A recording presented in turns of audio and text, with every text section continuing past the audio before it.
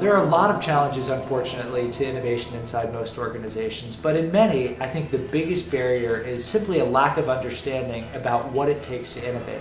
I think a lot of people think innovation is a God-given talent. So if you're Steve Jobs or Mark Zuckerberg or Richard Branson and some deity touched you, then you can innovate. But it's not for everybody. That's not true. Innovation is a discipline. It is a set of skills that can be mastered in management. Wherever your headquarters are, be they Burke Street in Melbourne or Park Avenue, New York, or St George's Terrace, Perth, wherever the headquarters are, that's not where the innovation is going to happen. It's going to happen at the edges of the system, because it's the edges of any organisation, the edges of any system, that are most in touch with diverse voice.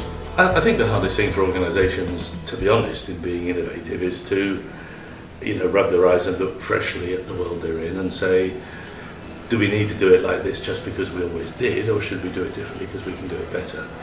And that's pretty tough. And also people that get to the top of organisations get there usually by being pretty damn dull, so it's really hard for them to be innovative, again, to see the wood for the trees really. It's hard for them to listen to the youngsters down below them. I think the hardest thing really is to trust the youngest people to take us forward, and obviously the old folk are better miss it, don't they?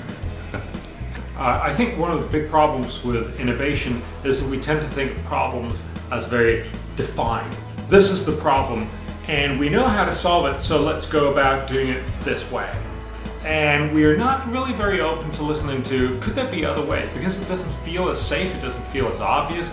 It's obviously fraught with new opportunity, but also potential problems. So we say, no, let's just do it the old-fashioned way. Organisations are not structured to solve problems. What I believe we need is a new breed of, I'm not going to use the word organisation for obvious reasons, but a new breed of collective or a new breed of people coming together, which is called a solution. And a solution is entirely and uniquely focused on what is the most effective way to solve the problem that we've set up to solve. It's allowing failure. The greatest challenge within organisations is allowing people to try, well thought through things that nevertheless still don't work.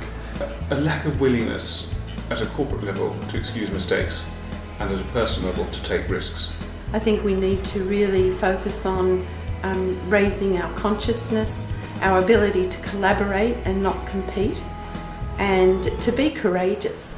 So it's really about shifting the large organisations from that culture of the industrial age to a culture of the connected age, which means that people are there, they're inspired, they're aligned around purpose, you're clear about priorities, and you're not there to control people, you're there to enable them and get the best of their thinking and out of their heart and soul. It must build in, most important of all, the element of failure. So if you fail, it's not the end of the world. Some factors are against you to not allow you to bring that innovation to its logical end. Try again. So that atmosphere and environment of creativity, of innovation, must include an element of failure.